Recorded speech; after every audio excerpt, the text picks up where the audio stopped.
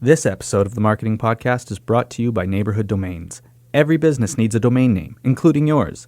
Visit neighborhooddomains.com and use offer code MARKETING to get 10% off hosting and domain registration. On this episode, CrockPot gets Twitter to respond to a PR nightmare. Wendy's flexes their Twitter muscle. What's in a domain name? And Walmart has some pretty creepy projects on the go.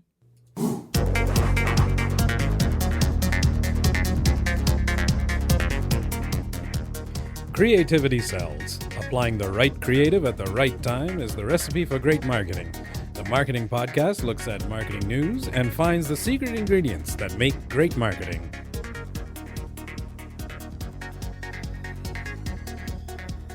Hi, welcome to the Marketing Podcast. I'm Brendan Quigley. And I'm Heather Watson. How are you doing? I'm doing great. Yeah? Yeah, feeling good. Lots of energy. There you go. Loving life. Must be the food that you eat. I have taken on, at the turn of the new year, a bit of a change in my diet and got rid of a lot of things like sugar and wheat. And That would do it, I guess. Yeah. So I'm drinking lots of water. I'm all about the bags of chips, so I'm Yeah. going to stay away from whatever that is that you're Yeah. doing. Yeah, I miss chocolate. A good stew, probably the best winner. And do you cook your stew in your crock pot? Definitely. Definitely. Well, I have to say, you just chop everything up, you stick it in there, you turn it on, you come back at the end of the day, and bam, you've got delicious food. delicious food. Poor Crock-Pot's in a little bit of trouble, coincidentally. Would you say hot water? A little bit of hot water. Every week, people. We are this amazing every week. So, Crock-Pot back in January. Before I go into the story, how's that for a hook? Before I go into the story, I believe that most brands really want their brand name to be ubiquitous with the product.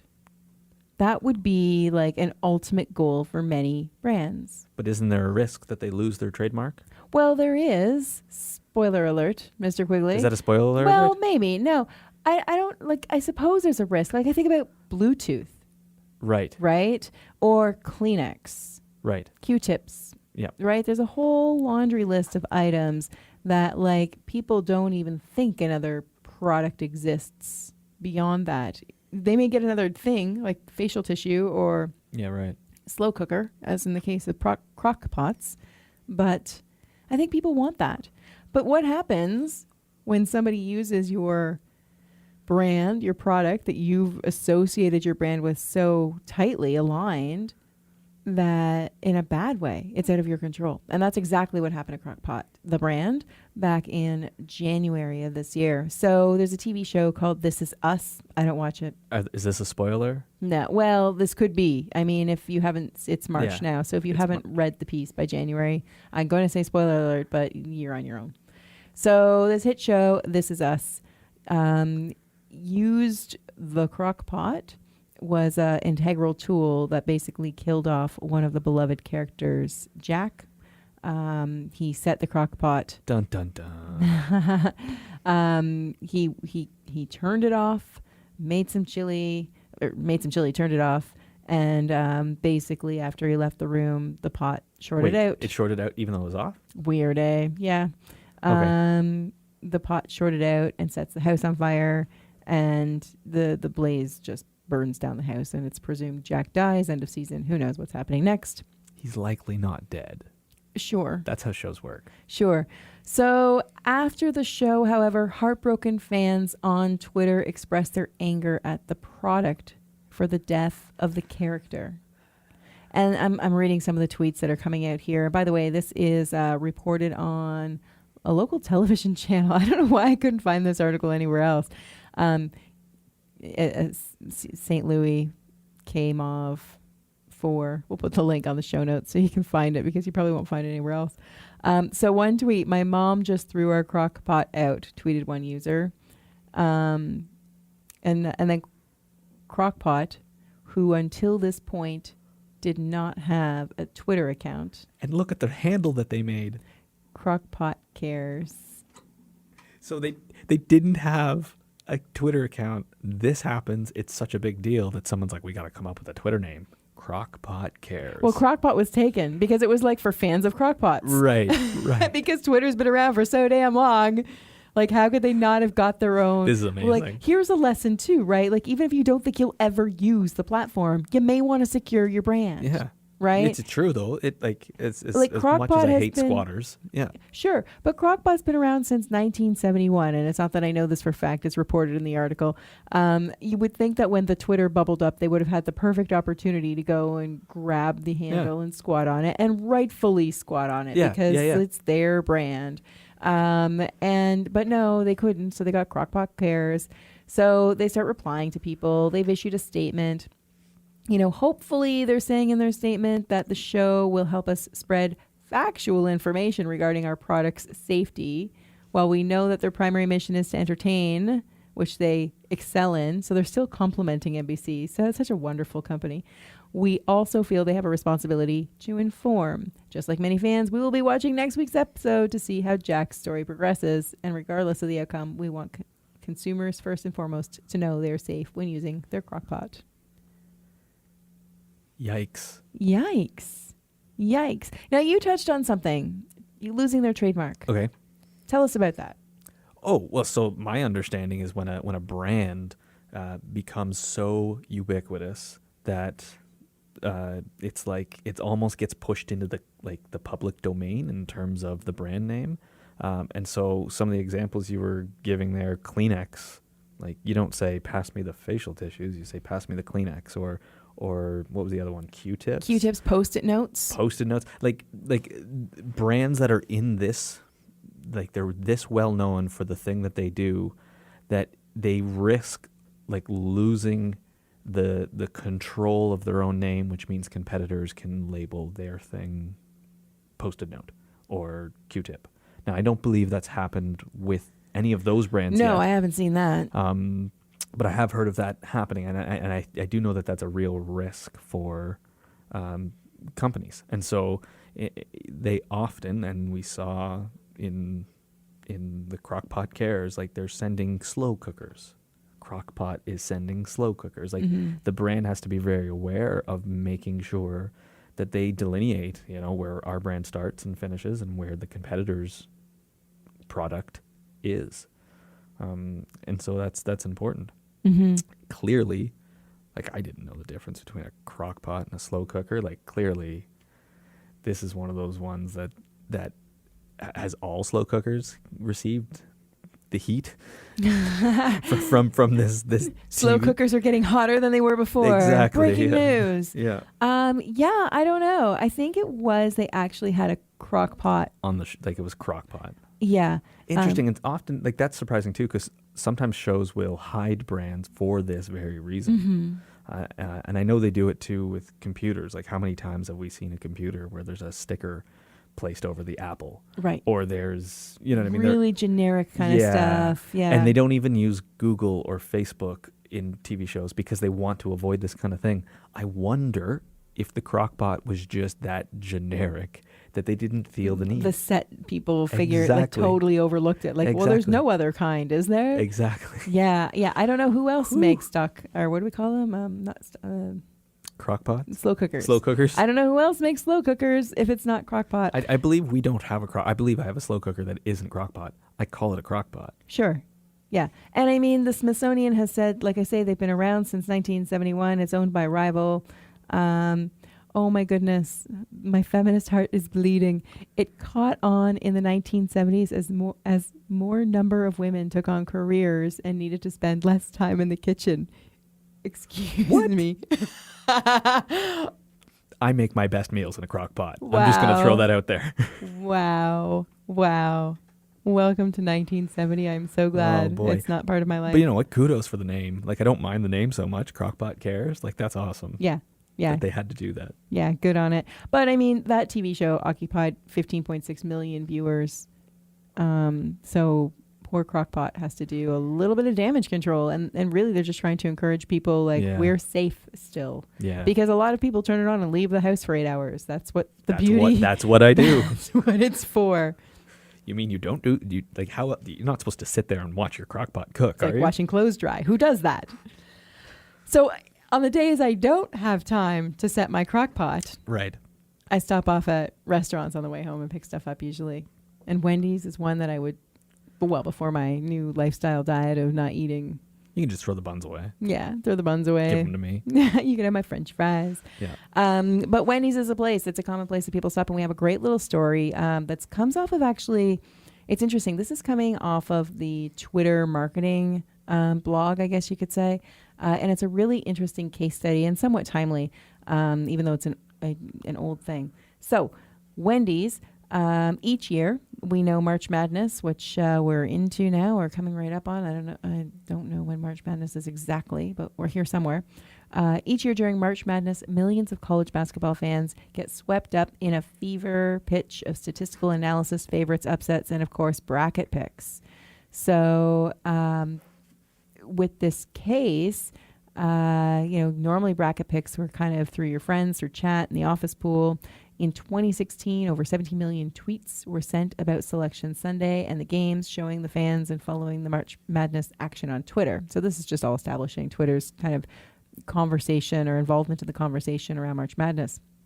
So an official sponsor of NCAA, Wendy's, wanted to own the conversation to reach fans and drive brand awareness in an innovative way, with round-the-clock excitement and fans tracking every make or miss in real time. So Wendy's created the hashtag Wendy's Bracket on Twitter to immerse fans in the NCAA tournament experience and dive into conversations with a passionate audience. So, bear with me, I'm almost done. Instead of building a bracket, or not instead of, to help people build a bracket, Wendy's created a chat bot, making it easier for people to build brackets. I wish I had like a chat bot noise right now. Woohoo! You know? Yeah. Good for them. Yeah. Yeah. So the chat bot, they used the Twitter business messaging platform, was the platform that it was activated on, to let fans build their brackets right in direct messages on Twitter. So fans were able to share their brackets with others on Twitter, driving even more engagement during the tournament. And then Wendy's also launched promoted tweets campaign and targeted basketball fans to join in the fun and fill out their own brackets.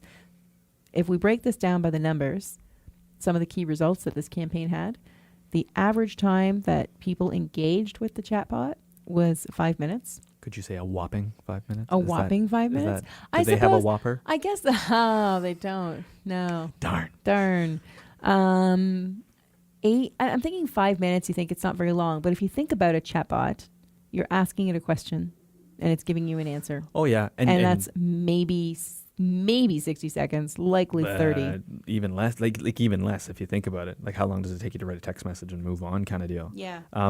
So I think that's pretty big, you know.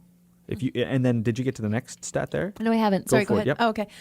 So organic and earned impressions from sharing the Twitter community during March Madness was 8 million on that hashtag. Yeah. And then 2 million direct messages were exchanged. So these are pals swapping back and forth, and which is how people were setting up their brackets. Like I would say, 5 times. What's the estimate of the number of people? Like if you could have 1 million people look at your brand for 5 minutes, would you want that? Yeah. Yeah. Now, not everybody can do it in this capacity, but I think this is a really good example of a bunch of things. Number one, they know their audience. Mm-hmm. They were already a sponsor of the NCAA. Yep. So now they're looking at, as sponsor, what's a fun, innovative way that we can engage those people. They've already decided that audience is their audience. Yep. That a lot of people will just buy the sponsorship, and small businesses do this too, right? The community event that's going on in your community, and you throw $500 at to sponsor the event to help throw it off and make it a great successful thing, or you donate something in kind for that event to help out. And then you fix it and forget it, just like a crock pot. But you throw money at it, and then you don't, you think, okay, I'm helping the community, or it's good for my audience.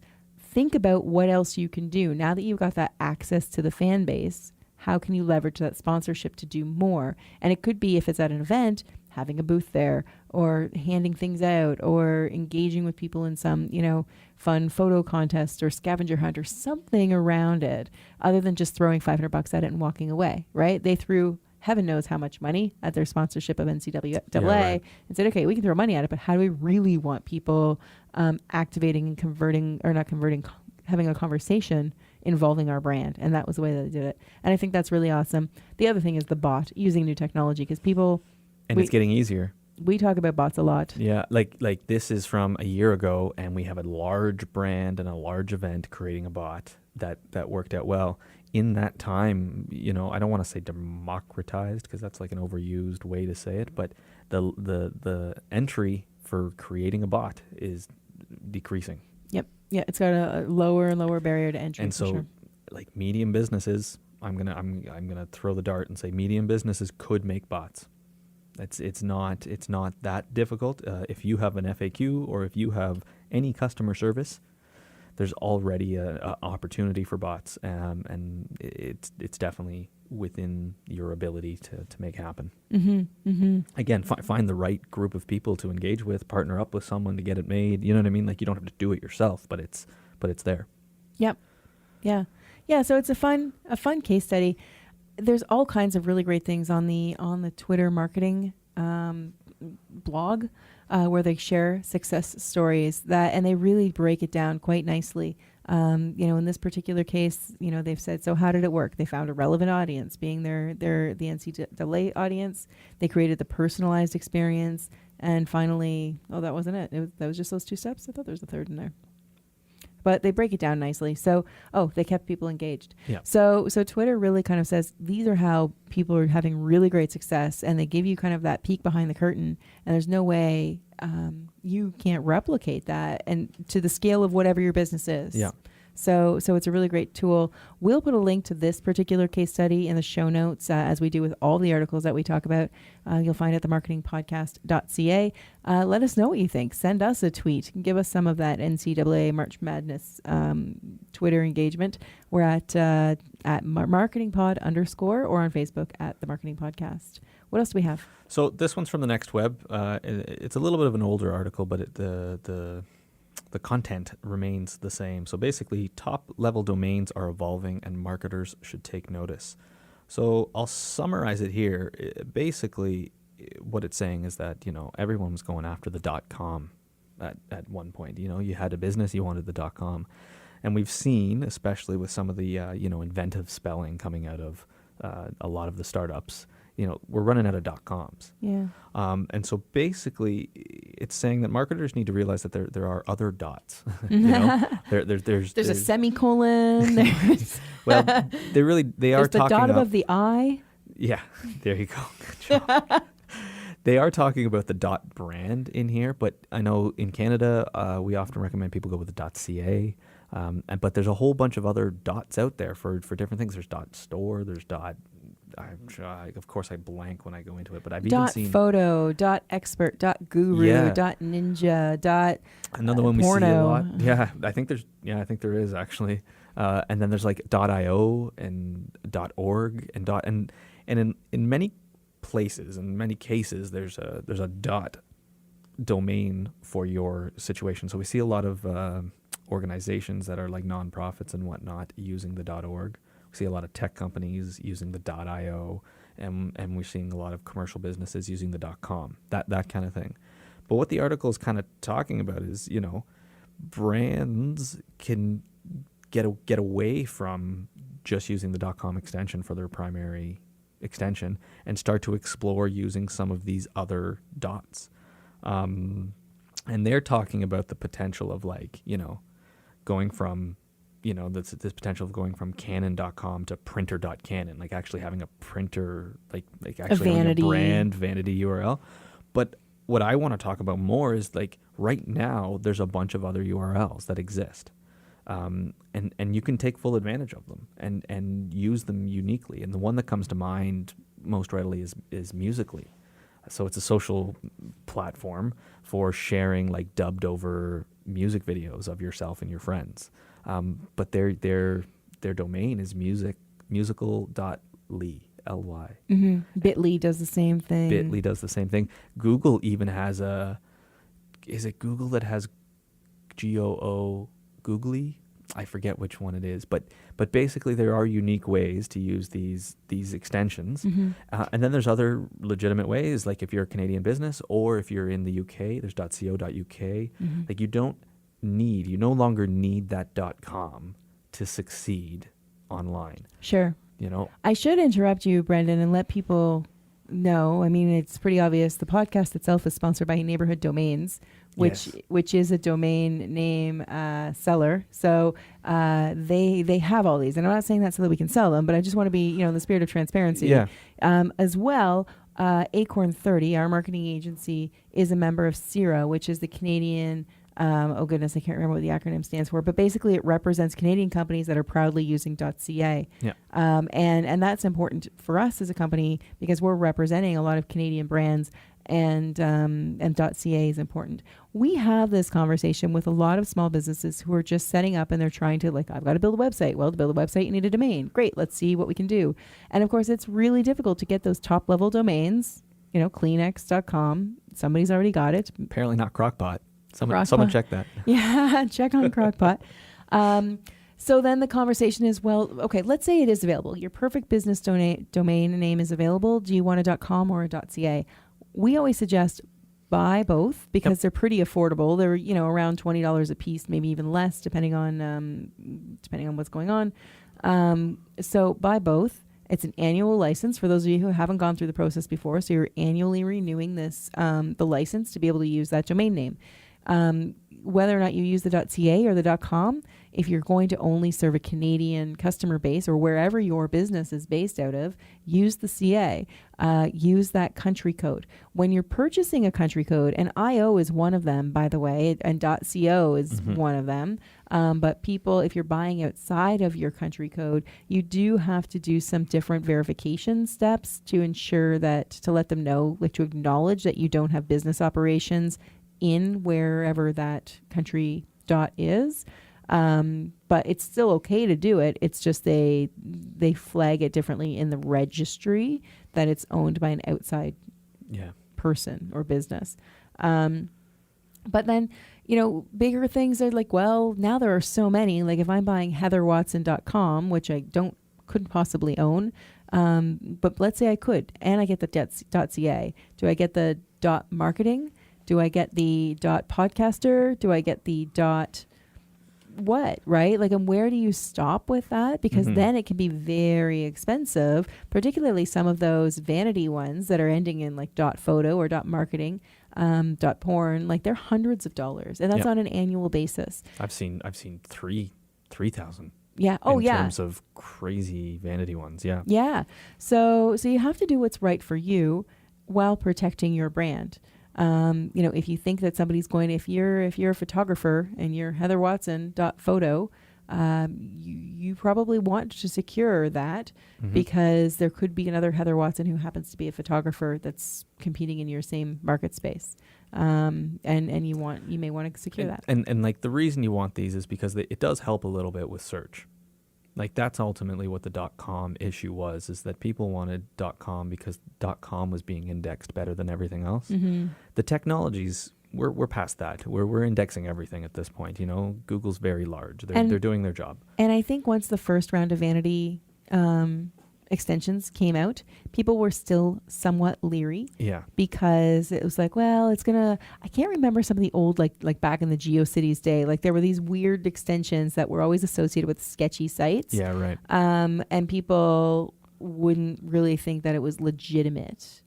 And now, because you were seeing Musical.ly, and Bitly, and those types of companies, the rate of acceptance is higher now, and people are acknowledging, of course, it's impossible to get .com. There's only so many permutations that can be used, possibly. And I like to suggest that people kind of build it in a little bit. If you're using a .org, include it in your logo, maybe. If you're using, and also too, when you're creating your domain name, try to make it easy to say. Yeah. It is difficult when it's spelt weird and you say it to somebody and then they can't find it.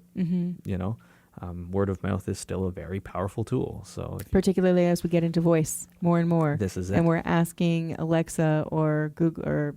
Who are we asking? Bixby, Cortana, Siri. Yeah. We still ask Siri. So if you're asking Siri to find something for you, I get mad at Siri because she can't pronounce my name, my friends' names right. Right. And if I'm asking for a particular store or a particular, look up this business. And they've dropped all the vowels. Yeah, I can't say it to speak it, or if I can say it, I'm not speaking it correctly, and the voice assistants just are useless. And you might not be searching for your website with voice, but you will have clients that are. Of course. Yeah.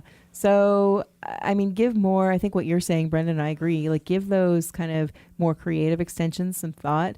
Get creative with it. Like, I like how Musical.ly does it, because they are tying it in, so you're easy. Like, there's no dot now. It's easier to say. Like, look up Musical.ly. Yeah. And we all call it that, and that's the domain. So have fun with it, and get creative. Walmart. What are they doing? What's Walmart up to now? Well, Recode is reporting that Walmart is developing a personal shopper service for rich moms and a store with no cashiers. I love the subline on this. This ain't your grandpa's Walmart. So rich moms and a store with no cashiers? Yeah. Like, okay. So I'm following. Walmart has a subsidiary company called Code 8, and they do all kinds of weird testing fun stuff. They're reportedly in the early stages of piloting a shopping service aimed at allowing wealthy New York City moms to research and buy products via text, including using product photos. Multiple unnamed resources or sources have told Recode. So Walmart's denying everything at this point in time, or at the time of publishing of this particular article. Interesting. So, like, well, how's this different from ordering online? Well, I don't know. Do you have like a personal shopper maybe texting back? Yeah. Okay. Yeah. I mean, you can tell Siri to do that. You have to look at your... You could also hire someone to go shop for you. Well... How rich are you? I guess. Okay, keep going. So the target customers are wealthy city dwellers, and the service aims to offer free delivery of household products within 24 hours. Other purchases are delivered within 2 business days. Returns can be picked up for free from customers' homes, which is crazy talk. And they're trying to, this is coming from their startup incubator store number 8, which is their secret. So Area 51. I know, right? It seems kind of weird. So it's... What? Is also working on another under-the-radar project, Project Kepler? Like, what is Walmart? I like know. A secret government agency? It's kind of crazy. I've seen lots of weird things on this. So they have this other project called Project Kepler, and it's a technology-heavy Amazon Go-like store that uses computer vision and cashier-free checkout. Right. Like Amazon. Like Amazon. Interesting. So Walmart did purchase Jet for $3.3 billion, and Jet seems to have a big influence on this kind of space as well, attracting higher income shoppers and pushing beyond their... Okay, here's what you do. You're a small business that sells stuff. If you know that you happen to have people who would like to text in their order, you give them your phone number. They'll text you, you send them their order. And here it is, right? Because in the 90s, when Walmart came into Canada for the first time, everybody thought it's going to be the death of small retail business. And now they're trying to get into the space that small retailers do really, really well. And that's that personalized service. So it's so easy for small businesses to do this right now. If they're not already doing it, like they are. But if you go back, 2 generations, stores delivered food. You had the milkman. The milkman. You had the butcher, and you could go into the butcher. He'd have your order ready. I think it's really interesting that Walmart is doing this the same way it's interesting that Amazon, the online retailer, is going into, brick and mortar. But I mean, if you're a small business, you can do this faster than their store number 8. Mm-hmm. You can say, hey, there's our number. Call us up. We'll pull a few things off the shelf for you. So when you come by, they're ready. Yeah. And I feel like that's the real advantage. Yeah. You know? Yeah. And I mean, we've seen other small businesses partner up with, it's like the restaurant that hires a downtown cyclist to deliver lunches and what have you. Why not? But why not partner up with the flower store and the bakery and the little gift shop? Yep. And now those 3 or 4 businesses are sharing that one resource to be delivering things all over town. I can't see the model for this. Like, if you're relying on the rich people, like, they've already got people who go and do their shopping for them. You know what I mean? Like, I can't see a bunch of rich people being like, oh, man, that's exactly what I wanted. Fire I can't see a bunch so-and-so. of rich people thinking that Walmart even exists. But this is, well, I think everyone knows Walmart. Well, they exist, but they wouldn't set foot. Like they wouldn't go into it. They wouldn't go in. But even why are they going to change their habits? They already have the places where they're going to get their groceries and things anyway. Exactly. So, I think this is a real opportunity. Again, it's kind of like using these big players as like the litmus test to see what the trends are. Mm-hmm. So if Walmart is trying to do this, customized shopper, there's no reason you can't do it as a small business. You know what I mean? And then when it gets to the point where it's too taxing, all right, now analyze it and see, is it profitable or not? But if you're only going to have a handful of people take advantage of it, give it a shot. Yeah. I can't imagine somebody coming to my home to pick up a return. Right. Yeah. Especially Walmart, but they keep it is probably what they tell you to do. Throw it out. Yeah. Interesting. Super cool. Yeah, it's interesting, like even just to think that they're such a big enough company that they sound like a top secret government agency or something. That's a little creepy. And I think too, because we were talking about hyper local stuff recently as well. It's interesting to see these big companies. They started out small, they got real big, and now everything's coming back to the individual, personalized. Like we crave this, right? Yeah. People are craving, like we all live behind computers and we're interacting on social media, but we still really, really want that personal. We're needing it now more than ever. I mean, we're seeing ridiculous rates in terms of mental health concerns, and we've lost sight of the importance of having that personal touch with people, and I think this is exactly that. It's going back to basics, and whatever your brand is, just think that seems to be the trend. Push the personal touch. Yeah, all the way through and through. Awesome. That's it. My personal touches. Thank you everybody for listening. Tune in next week. Subscribe to us. Do all that wonderful stuff. You can find more information about us at themarketingpodcast.ca. And for The Marketing Podcast, I'm Heather Watson. And I'm Brendan Quigley. Thanks for listening.